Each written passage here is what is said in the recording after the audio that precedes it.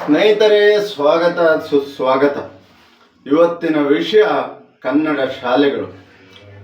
ಕನ್ನಡ ಶಾಲೆಗಳ ಪರಿಸ್ಥಿತಿ ಏನಾಗಿದೆ ಇವತ್ತೇ ಅಂದರೆ, ಎಲ್ಲ ಮುರಿದು ಬೀಳ್ತಾ ಇದ್ದಾವೆ, ಪಾಳು ಬೀಳ್ತಾ ಇದ್ದಾವೆ.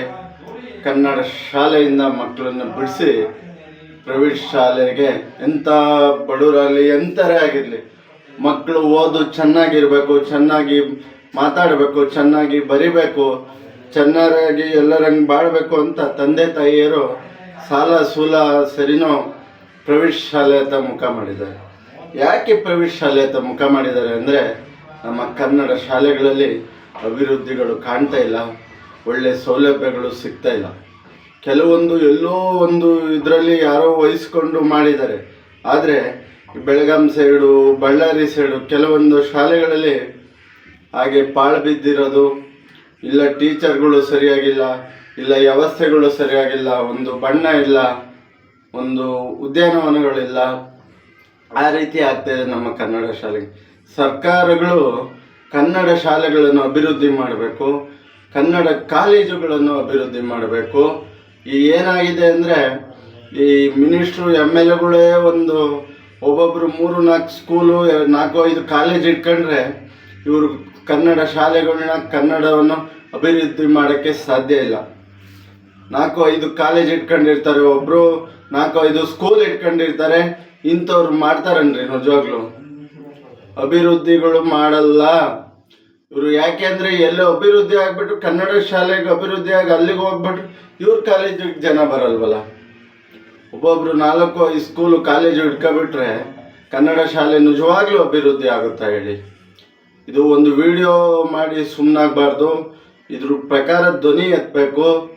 ಕನ್ನಡ ಶಾಲೆಗಳು ಉಳಿಬೇಕು. ಕನ್ನಡ ಶಾಲೆಗಳು ಉಳಿದ್ರೆ ಕನ್ನಡತ್ವ ಉಳಿಯುತ್ತೆ. ಬೇಕಾದ ಅಭಿವೃದ್ಧಿ ಕೆಲಸಗಳಾಗಬೇಕು. ಎಷ್ಟೋ ಶಾಲೆಗಳು ಸರಿಯಾದ ಟೀಚರು ಮಾಸ್ಟ್ರುಗಳು ಇಲ್ಲದೆ ಪಾಳು ಬಿದ್ದಿದ್ದಾವೆ.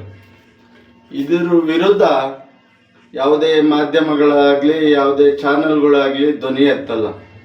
ಯಾಕೆಂದರೆ ಜನ ಜಾಸ್ತಿ ನೋಡಲ್ವಲ್ಲ, ಇದರಲ್ಲಿ TRP ಸಿಗಲ್ವಲ್ಲ. ಹಾಗಾಗಿ ಯಾವ ಚಾನಲ್ಗಳಾಗಲಿ, ಯಾವ ಯೂಟ್ಯೂಬರ್ಗಳಾಗಲಿ ಕನ್ನಡ ಶಾಲೆ ಬಗ್ಗೆ ಆಗಲಿ, ಕನ್ನಡದಲ್ಲಿ ಪಾಳು ಬಿದ್ದಿರೋಂಥ ಶಾಲೆ ಬಗ್ಗೆ ಆಗಲಿ ಮಾತಾಡಲ್ಲ.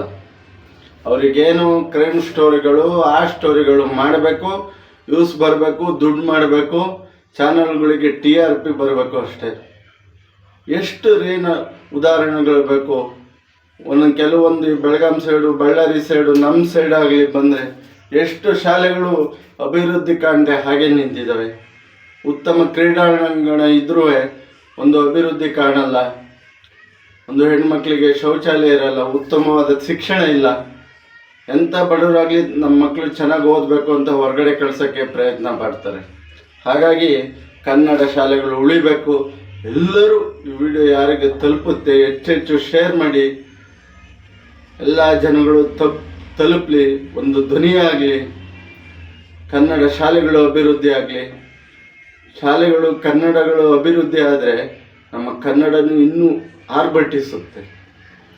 ಹಾಗಾಗಿ ಯಾವುದೋ ರಾಜ್ಯಕ್ಕೆ ಷಡ್ಯಂತ್ರಕ್ಕೆ ಬಲಿಯಾಗಿ ನಮ್ಮ ಕನ್ನಡ ಶಾಲೆಗಳು ಹಾಗೆ ಉಳಿಬಾರ್ದು.